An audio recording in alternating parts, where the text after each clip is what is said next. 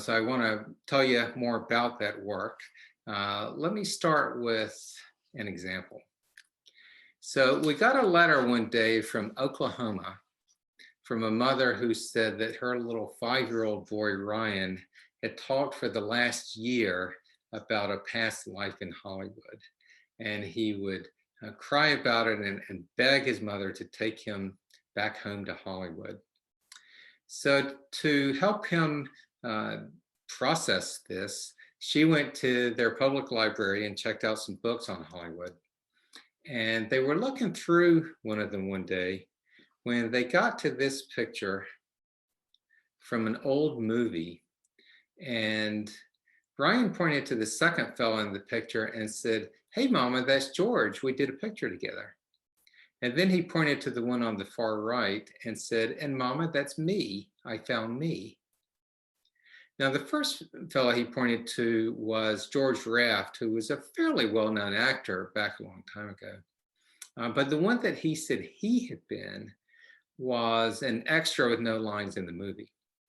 So Ryan's mom wrote to me to see if I could help figure out who this man was. So I flew out to Oklahoma and I met Ryan and his parents. And then afterwards, his mother was emailing me sometimes on a daily basis with all of these statements that Ryan was making about his past life. And to be honest, I thought it was unlikely that this guy with no lines in the movie had had the kind of life, the rich life that Ryan was describing. Eventually, with the help of a Hollywood archivist, we were able to figure out who this man was. The archivist, she went to the library of the Academy of Motion Picture Arts and Sciences and got all the materials about this movie night after night. And most of it was about the stars of the movie. But then she came across this picture. And on the back of it, it said, "What the well-dressed racketeer will wear." Marty Martin, playing a racketeer in Paramount's Night After Night with George Raft and the other stars, gives a demonstration of underworld sartorial excellence. So then I went back, I watched the movie again to make sure we had the right guy. And then later, Marty Martin's family confirmed that that is indeed who Ryan pointed to. So even though I thought it was unlikely that this guy had had the kind of life that Ryan described, it turned out that Marty Martin did. So Ryan had said how he danced on stage in New York. Well, Marty Martin danced on Broadway. And Ryan said that he then worked for an agency where people changed their names. Marty Martin then started a successful talent agency. And this was after he had moved to Hollywood. Ryan said that he went to Hollywood and worked in the movies, which Marty Martin did, working mostly on dance, and then had this successful talent agency. Ryan also talked about seeing the world from big boats and talked about going to Paris. Marty Martin and his wife went to Europe on the Queen Mary and then visited Paris. Ryan also said that he had a big house with a swimming pool, which Marty Martin did. And Ryan said that the street address had the word Rock or Mount in it, and Marty Martin lived on North Roxbury. Ryan also said one time that he didn't know why God would let you get to 61 and then make you come back again as a baby. So Marty Martin's death certificate said that he was 59 when he died, but I looked into it and found a passenger list, 3 census records, and 2 marriage listings that all gave ages that meant, in fact, Marty Martin was 61 when he died and not 59. I later confirmed that with Marty Martin's family. So even though the death certificate said he was 59, in fact, Ryan was correct when he said 61.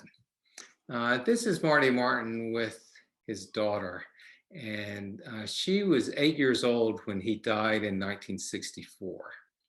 So she's now solidly middle-aged.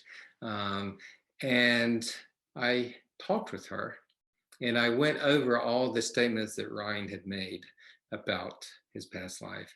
Now, there was a lot about her father's life that she didn't know because she was so young when he died. In fact, she didn't even know about one of his sisters. But between what we could get from her and also the records we were able to get, we eventually verified that 55 of Ryan's statements matched Marty Martin's life.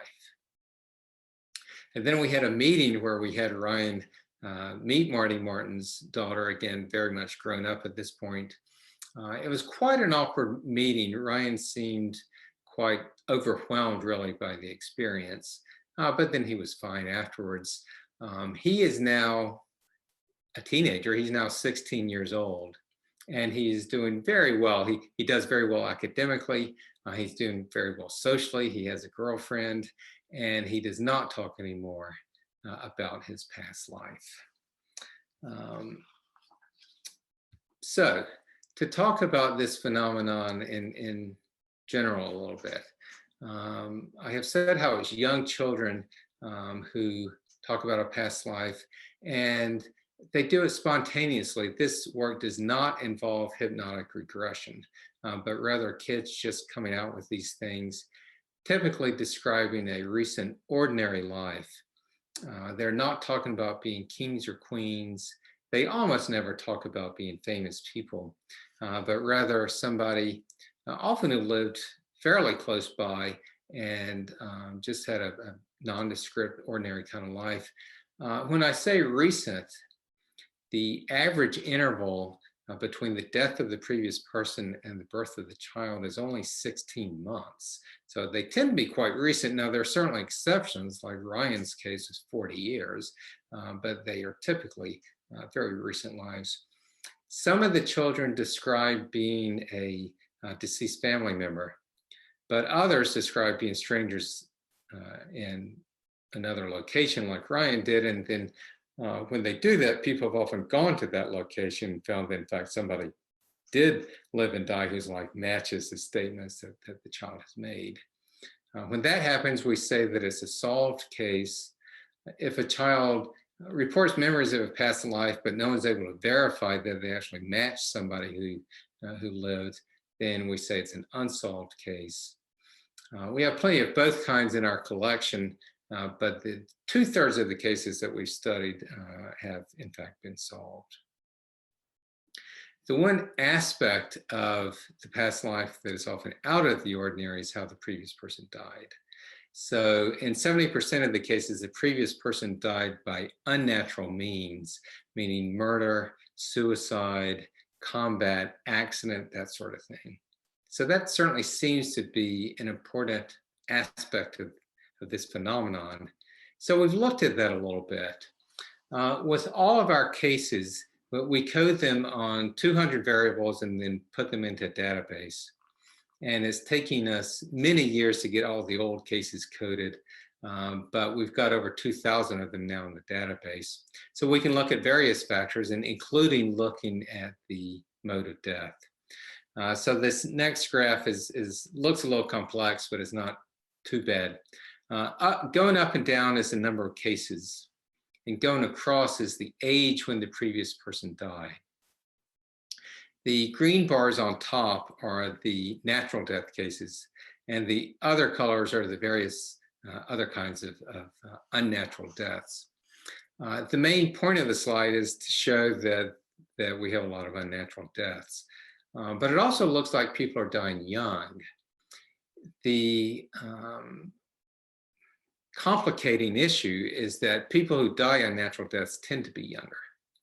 But what we can do with the database is we can pull out the unnatural ones, look at just the natural death cases to see if dying young is an independent factor from dying a violent death. This next graph is just a typical graph that I pulled off the internet, but it's a typical graph of deaths by age. So again, going up and down is the number of deaths. Going across is the age when somebody dies. And you get this gradually upsloping curve as more and more people are dying as you go across the lifespan, until finally there's so few people left around the 90s that it drops off quickly. But for most of the lifespan, this gradually upsloping curve. in our cases, just looking at the natural death cases, what we see is that the curve actually goes the other direction. And in fact, a quarter of the cases, the previous person was age 15 or less when they died. So there seems to be something about dying violently or dying young that makes it more likely that a child will later have memories of that life. Now, looking at the cases overall, we've now studied over 2,500 cases from around the world. They are easiest to find in cultures with a belief in reincarnation. So I've listed the countries where we have the most cases, but that's just because we've had people looking for them there. And in fact, cases have been found wherever anyone has looked. They've been found on all the continents except Antarctica. And they are certainly found in the West as well.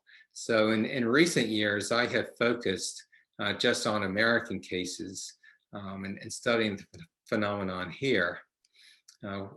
What we see is that most of the reports come from families where they did not believe in reincarnation before their child started talking about a past life. And we see that in general, the features of the cases here are just like the cases everywhere else. So these American cases are proof that children's reports of past life memories are not purely a cultural phenomenon, because they're taking place here in a culture without a general belief in reincarnation and in families without a belief in reincarnation. That raises the question, at least with the American cases, could it be that they have some sort of psychological disturbance that is causing them to have this delusion that they had a past life before? So we've looked at that by doing some psychological testing on some of the kids. And what we have found is that they are not dissociating, they are not showing any sort of psychological disturbance. The one thing that seems significant from the testing is that the children tend to be very intelligent and very verbal. But otherwise, they're pretty much ordinary kids.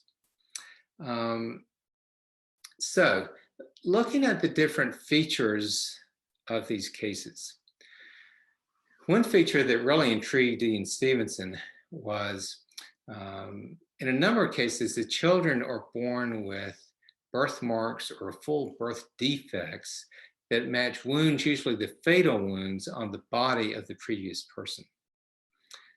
So Ian, with his background in psychosomatic medicine, this interplay between mind and body was really fascinated by these, spent years studying these cases and then years more writing them all up. Eventually, he published this 2-volume set called Reincarnation in Biology. And it includes 200 of these cases, and it's 2,000 pages long. So it's quite a work. I don't have time, obviously, to talk about all 200, but to show you a few of them. One, there's a little girl who remembered the life of a man who got his fingers chopped off as he was being murdered. And the little girl was born with her fingers looking like that. There's another case where a boy remembered the life of a boy in another village who had lost the fingers of his right hand in a fodder chopping machine. And the second little boy was born with his hands looking like this, which is quite an unusual defect. There's also a case where a boy remembered a man who had been killed by a shotgun blast to the side of his head. And the little boy was born with just a stub for an ear and an underdeveloped right side of his face. Ian also listed 18 cases in which the children were born with 2 birthmarks, ones that matched both the entrance wound and the exit wound on the body of the previous person. Now, along with the birthmarks, of course, are the statements that the children make about past life. The kids tend to be very young when they talk about these things. The average age when they start talking about a past life is 35 months. So it's usually around their third birthday that they start coming out with these things. Some of them do it in a sort of a detached way, but for many, they show great emotional involvement in this material. But even so, they may talk about these things with great intensity 1 minute and then just run off and play the next. Some of the children have access to this material at all times, but for others, they have to be in the right frame of mind to talk about it. And it's usually during relaxed times. So after a warm bath or during a long car ride, something like that, the kids will start talking about this stuff. And then by the time they're 6 or 7, they will typically stop talking about it and then just kind of go on with their lives. They get wrapped up in school and friends and all that, and seem to let this material go. Now, when they are talking about it, they don't tend to come out with enlightened words of wisdom typically. I mean, some of them will say some philosophical things, but mainly what they do is focus on the end of the previous life. So 3/4 of them will talk about how they died in the last life. And they also tend to talk about people from near the end of the life or things that happen from at the end of the life. So it's as if their memory is just kind of picked up where it left off at the end of the last one. And then about 20% of the children will talk about experiences that they said they had between lives. After they died, some of them describe leaving their bodies. Some say that they hung around where the previous person died or hung around the previous family. Others will talk about going to other realms like heaven, and the American kids in particular may use the word heaven. And then some will talk about either being guided to their next parents or choosing their next parents and then starting with their new life. The statements also sometimes can include recognitions where the kids appear to recognize people or places from the last life. So I want to tell you about one of those cases. It's an American case, a little boy named Grant, who started talking about a life in the Vietnam War. So he asked his parents if they remembered when he was in the war, and he said how he was in the Army and described being in the jungle and being on beaches, and he said it was 1969. So his parents asked him if he was talking about Vietnam, and he said yes. He gave details talking about gun and trenches and so forth, said that he died in an explosion when he was 21 years old. And he also gave his last name and the state where he said he was from. So his mother then went online. It was an unusual last name, but his mother went online to Vietnam Memorial website and looked it up and was shocked to see that a man with that name from the state that Grant had named did in fact die in Vietnam when he was 21 years old. So then she reached out to me. I did some online research into this man, and when I went to visit the family, I took along with me some pictures, and what I did was I took pairs of pictures, one being something from this man's life, the man that Grant had named, and the other being a controlled picture. So, for instance, I showed Grant pictures of 2 central high schools. Central High School is a very common name of schools. There must be hundreds of them in the United States. But I showed him pictures of 2 central high schools. He correctly pointed to the one on the right and said that he had been there. I also showed him pictures of the house where the man had lived when he was in high school before he went off to the war. And Grant didn't make a choice on that pair, but I don't know how the house may have changed in appearance over the last 50 years. But then I also showed him a picture of the house across the street. along with a control picture, and he correctly said that he remembered the one on the left.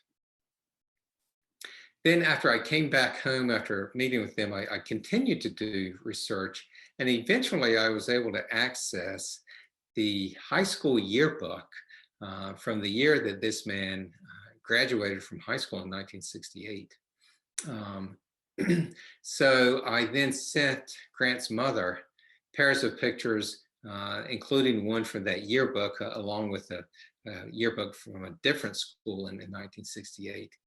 And the good thing about these tests was that Grant's mother didn't know which was the correct one either. So there was no chance that Grant was picking up on some sort of cues from her about which one he should pick.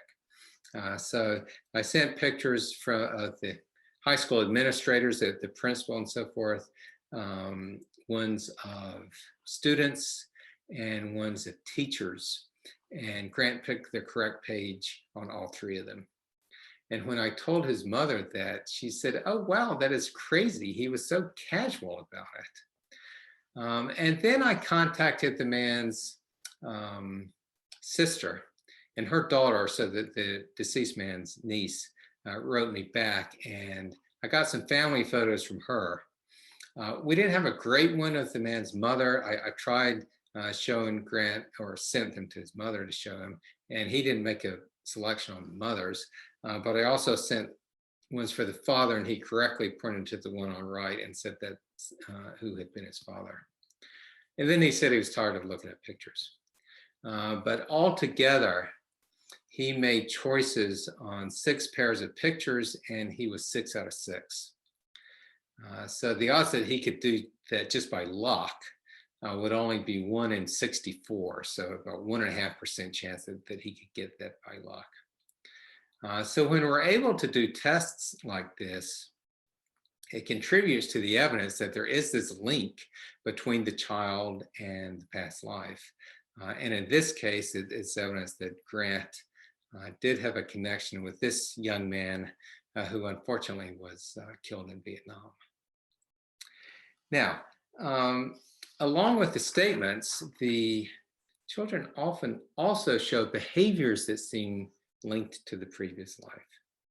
So I've mentioned that a lot of the children will show emotions, and they will even show emotions toward individual family members of the previous person that are appropriate for the relationship that the previous person had with them. So for instance, a little girl may be very deferential toward the previous husband or previous parents, but very bossy toward the younger siblings, even though those siblings are much older than the child is.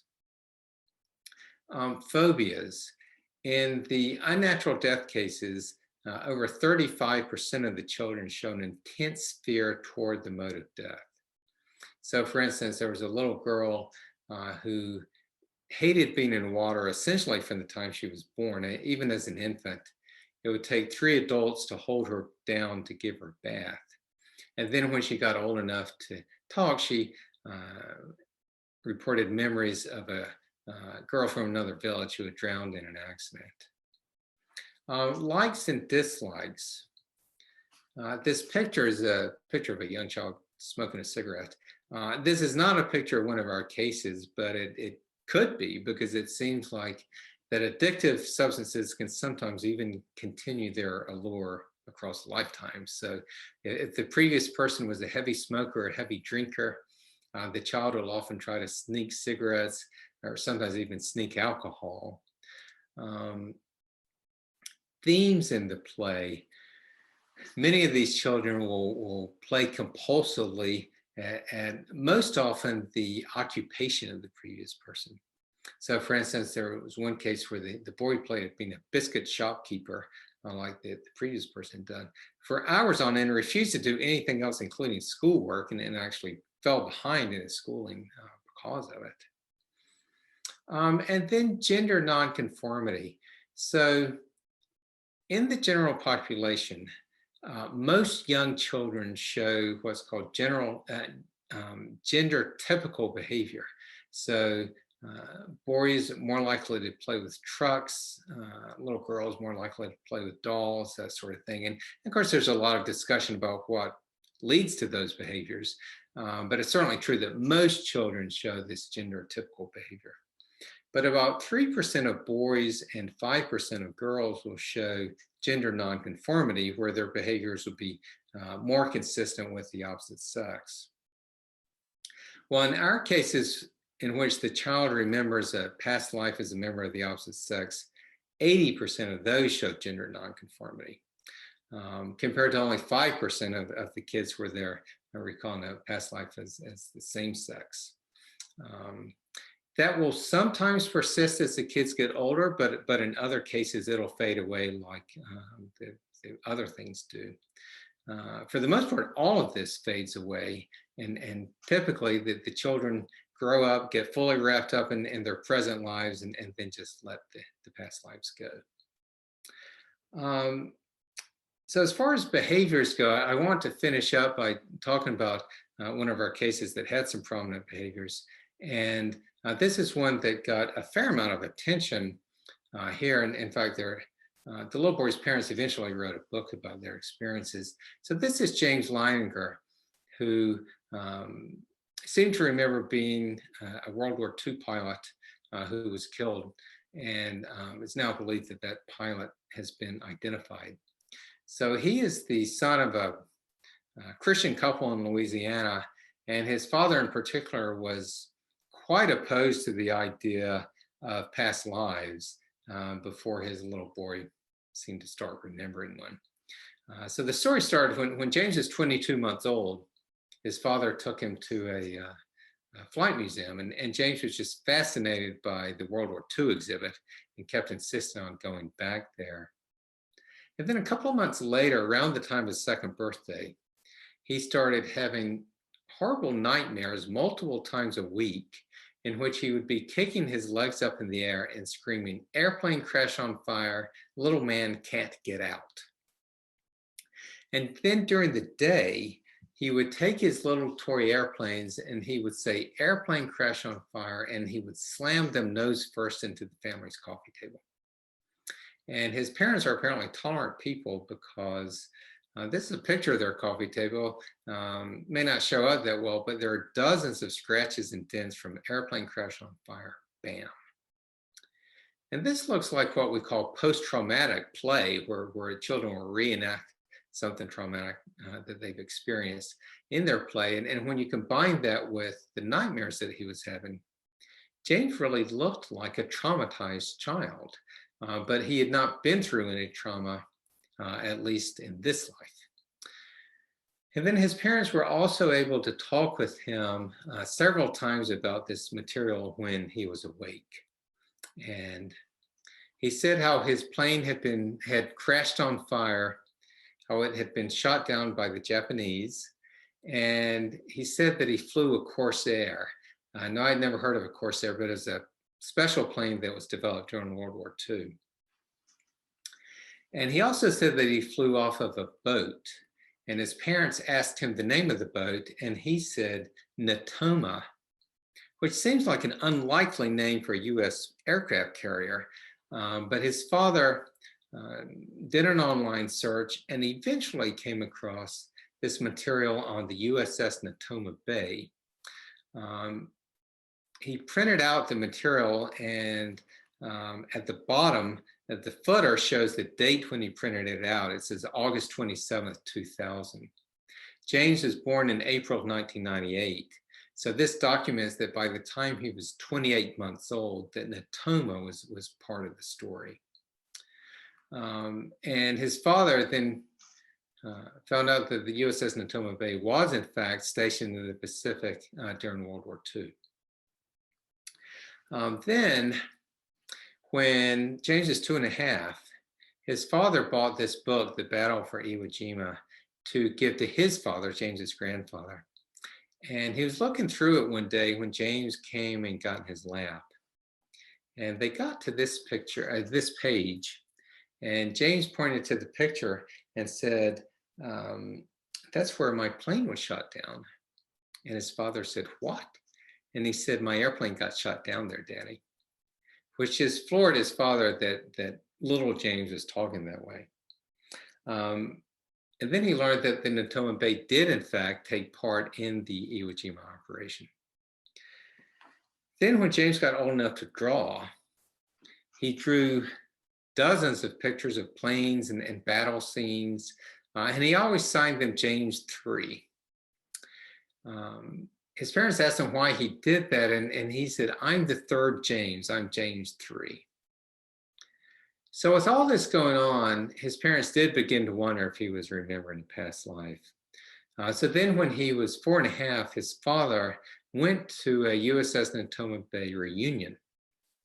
And one of the things that James had said, he never said who he was. He would just say it was me or James.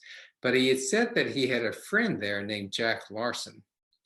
Well, when his father went to this reunion, he learned that, in fact, there had been a Jack Larson on the ship. He had been looking for Jack Larsons among the war dead, but this Jack Larson had survived the war, in fact, was even still alive. So James's dad went out and visited with him and learned that he was on the Natoma Bay during the Iwo Jima operation. And James's father also learned that there was only one pilot from the ship that was killed at Iwo Jima. It was a young man from Pennsylvania named James Houston. So this means if James Leininger was in fact recalling a past life, it had to be Houston's life because he was the only pilot from that ship that was killed there. So what we can do is we can compare the items from James and see how well they match with Houston's life. But what I've done is list all the items where we do have definite documentation that was made before anyone knew anything about James Houston. So James Leininger signed his drawings James III. James Houston was James Jr., which would make James Leininger the third James. James said he flew off the Natoma. Houston was a pilot on the USS Natoma Bay. James said he flew a Corsair. Houston had flown a Corsair. He was actually flying a different plane when he was killed, but he was part of the squadron that had tested the Corsair for the Navy. James said he was shot down by the Japanese. Houston was shot down by the Japanese. James said that he had died at Iwo Jima. Houston was the one and only Natoma Bay pilot who was killed during the Iwo Jima operation. James said one day, quote, "My airplane got shot in the engine and crashed in the water, and that's how I died." Eyewitnesses reported that Houston's plane was, quote, "hit head on right on the middle of the engine." James had nightmares of his plane crashing and sinking in the water. Houston's plane crashed in the water and quickly sank. And James said that Jack Larson was there, and Jack Larson was a pilot of the plane next to Houston's on the day that he was killed. So I think when you look at cases like this, when you look at our strongest cases as a group, it is reasonable to conclude that they offer substantial evidence that some young children do, in fact, have memories of a past life. With that, I will stop. To learn more about our work, you can go to our website or email us. We're also on Facebook or YouTube. And we welcome people's interest and happy to help if we can.